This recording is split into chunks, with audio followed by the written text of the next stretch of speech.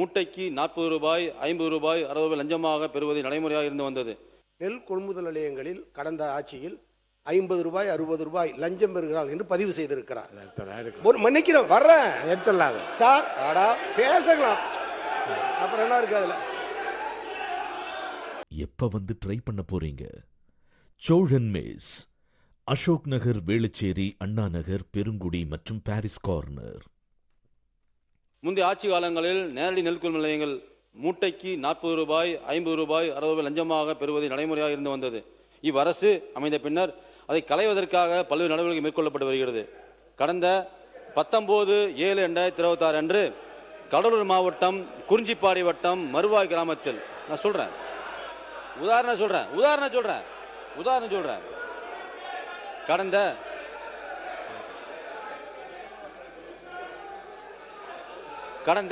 19/7/2026 அன்று கடலூர் குறிஞ்சிப்பாடி வட்டம் மருவாய் கிராமத்தில் இயங்கி வரும் நேரடி நெல் கொள்முதல் நிலையத்திற்கு நான் நேரில் சென்று ஆய்வு மேற்கொண்ட போது விவசாயிகளிடமிருந்து மூட்டைக்கு 50 ரூபாய் வீதம். உணவுத்துறைக்கு கொஞ்சம் இருங்க, நீங்க மட்டும் பேசு. யாரா ஒருத்தர் பாருங்க, உட்காருங்க. நீங்க மட்டும் நான் சொல்றேன், நீங்க மட்டும் ஆய்வு பண்ண சொல்றேன். கோவை மட்டும்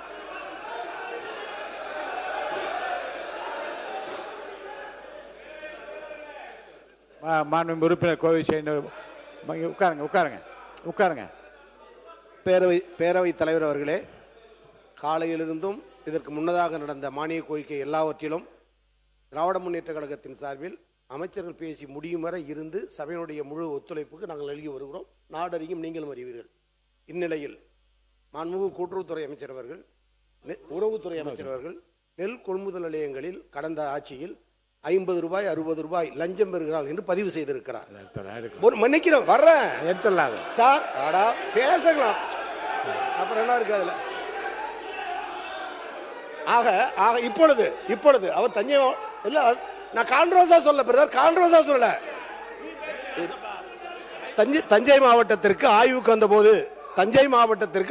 வந்தபோது நேரடியாக கேட்கிறார். அப்பொழுதும் நாங்கள் 50 ரூபாய் தருவதாகவும் சொல்லுகிறார்கள். இது ஒளிபரப்பப்பட்டுள்ளது. அப்படி என்றால் எங்கள் ஆட்சி லஞ்சம் என்று பதிவு செய்கிற நீங்கள் உங்கள் பேச்சு இந்த ஆட்சியிலும் 50 ரூபாய் லஞ்சம் பெறுகிறார்கள் நெல் கொள்முதல் நிலையங்களில் என்று ஒத்துக்கொள்ள தயாரா அல்லது அவர் பேச்சை அவை குறிப்பிட்டு நீக்க தயாரா என்பதை மாண்புமிகு அமைச்சர் கேட்டுக்கொள்கிறேன். இதற்கு பல்வேறு நடவடிக்கை மேற்கொள்ளப்பட்டு வருகிறது. இதை களைவதற்கு பல்வேறு நடவடிக்கை மேற்கொள்ளப்பட்டு வருகிறது என்பதையும் தெரிவித்துக் கொள்கிறேன். உறுப்பினர் KN நேரு அவர்கள்.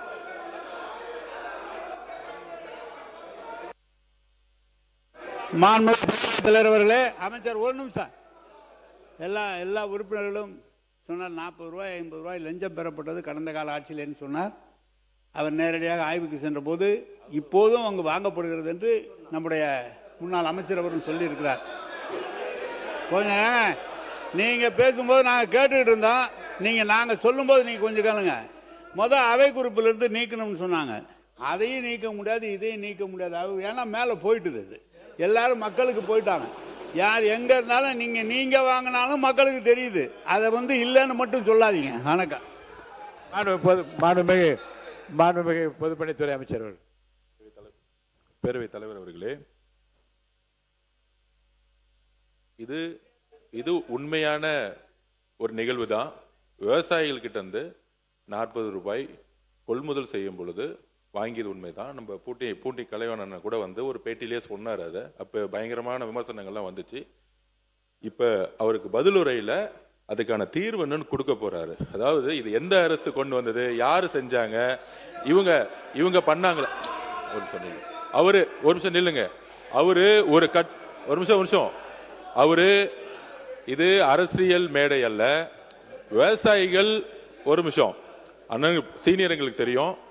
விவசாயிகள் இன்னைக்கு தினமும் சந்திக்கக்கூடிய பிரச்சனையை மாண்புமிகு அமைச்சர் சொல்லிட்டு இருக்காரு. ஒரு கட்சி வாங்கினாங்க, அது அரசியல் மேடையில் வச்சுக்கலாம். சட்டசபையில மரபு மீறி நாங்க பேசல.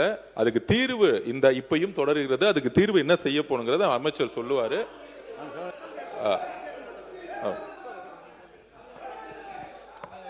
சமூக நலத்துறை அமைச்சர் அவங்க என்ன சொல்றாங்க? அவை முன்னவர். மாண்பு பேரவைத் தலைவர் அவர்களே, மாண்பு உறுப்பினர் லஞ்சம் என்பதை மாற்றி கூடுதலாக பெற்றார் என்று பதிவேட்டில் செய்து கொள்வார்.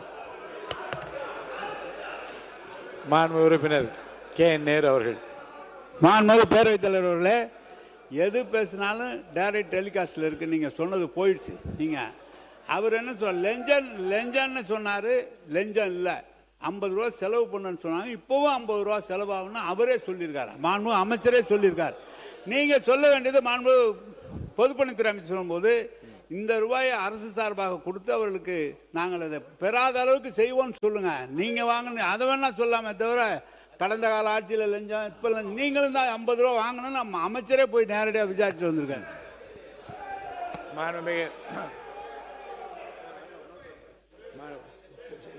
விவாதத்துக்கு ஒரு முடிவு வச்சோம் இல்லைங்க. இல்லை, முன்னாள் அமைச்சர் OS மணி. மாண்புமிகு பேரவைத் தலைவர் அவர்களே, இது போன்ற குற்றச்சாட்டுகள் இருந்ததெல்லாம் உண்மை. அந்த குற்றச்சாட்டுகளுக்கு பரிகாரம் காண வேண்டும் என்பதற்காக ரொக்கமாக எந்த விவசாயிக்கும் பணம் கொடுப்பதை தடை செய்து நிறுத்தி அவர் அத்தனை விவசாயிகளுக்கும் 1 மூட்டை நெல் போட்டாலும் சரி, அவர் 200 மூட்டை நெல் போட்டாலும் சரி, 1000 மூட்டை நெல் போட்டாலும் சரி, அவர்களுக்கு காசோலை அவங்களுக்கு வழங்கப்பட்டது. வங்கியின் மூலமாக அவருடைய வங்கியிலே வர வைக்கப்பட்டது. ஆக விவசாயிகளுக்கு கையில பணம் கொடுக்கவில்லை கடந்த காலத்தில். இது நான் சொல்லி முடிக்கலையே, நான் பேசி முடிக்கலையே, நான் ஃபைண்டிங்ஸ் வந்துடுறேன். விவசாயிகள் கொண்டு போகிற நெல்லை வண்டியில் இருந்து டிராக்டரில் இருந்து அவர்கள் தான் இறக்குகிறார்கள். அவர்கள்தான் இந்த நெல்லை தூத்துகிறார்கள். அவர்கள்தான் வெயிட்டு போட்டு பிடித்துக் கொள்கிறார்கள். அதற்கு விவசாயிகள் சன்மானமாக அவர்கள் கையில் இருப்பதை கொடுக்கிறார்கள். வீட்டில் இருந்து கொண்டு நீங்க நல்லா பார்க்கணும். வீட்டில் இருந்து பணத்தை மாற்றி, வங்கியில் இருந்து பணத்தை மாற்றி அதற்கு பின்னால் அவர்கள் கொண்டு போய் அவர்களுக்கு உதவியாக, சன்மானமாக, கிப்டாக அவர்கள் இதை கொடுக்கிறார்கள். இதுதான் நடப்பே தவிர இது லஞ்சம் என்று அமைச்சர் சொல்வதை அவைக்குள் பொழுது நீக்க வேண்டும். மாண்புமிகு பொதுப்பணித்துறை அமைச்சர் அவர்கள். மாண்புமிகு பேரவைத் தலைவர்களே, அந்த கிஃப்ட்னு சொல்றதும் லஞ்சம் தான், தன்மானமும் லஞ்சம் தான்.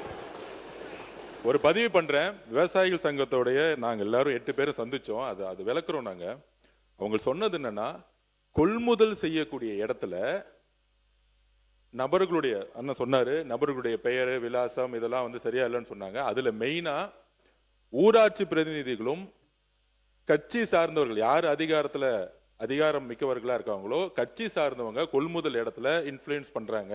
அதை வந்து விவசாய சங்கங்கள் எல்லோரும் சொன்னாங்க.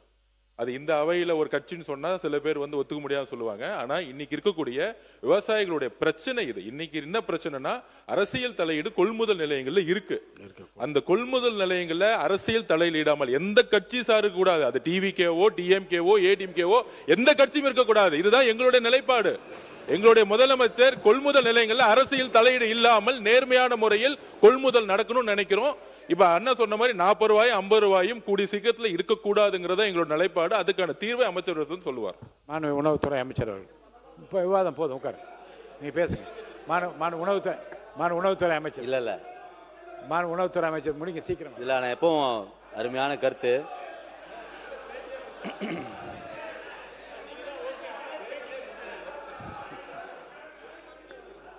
மாண்புமிகு நீர்வளத்துறை அமைச்சர் அவர்கள். மாண்பு பேரத்தில் அண்ணன் தான் பேட்டி கொடுத்தாரு. அண்ணன் தான் பேட்டி கொடுத்தீங்க. அதை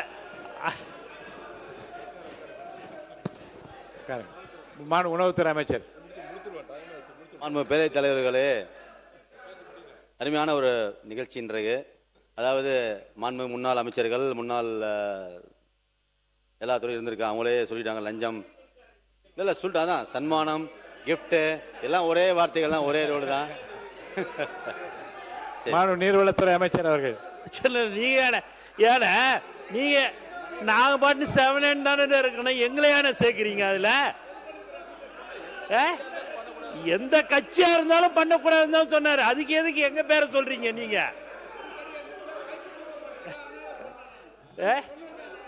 இல்ல இல்ல அவர் எந்த கட்சியாக இருந்தாலும் சொன்னாரு. டிவிகே உட்பட டிவிகே இருந்தால் திமுக உணவுத்துறை அமைச்சர் முதலமைச்சருடைய நிலைப்பாடு எந்த ஒரு தவறும் நடக்கக்கூடாது என்பதுதான்.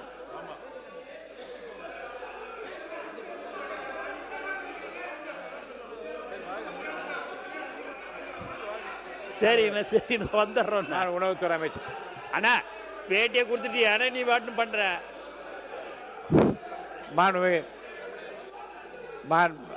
இனி இருங்க. அரசு அமைந்த பிறகு முதலமைச்சர் அரசு அமைந்த பிறகு இதை களைவதற்கு பல நடவடிக்கை மேற்கொள்ளப்பட்டு வருகிறது.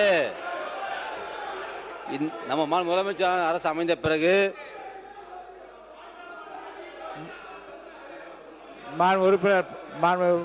உட்காருங்க.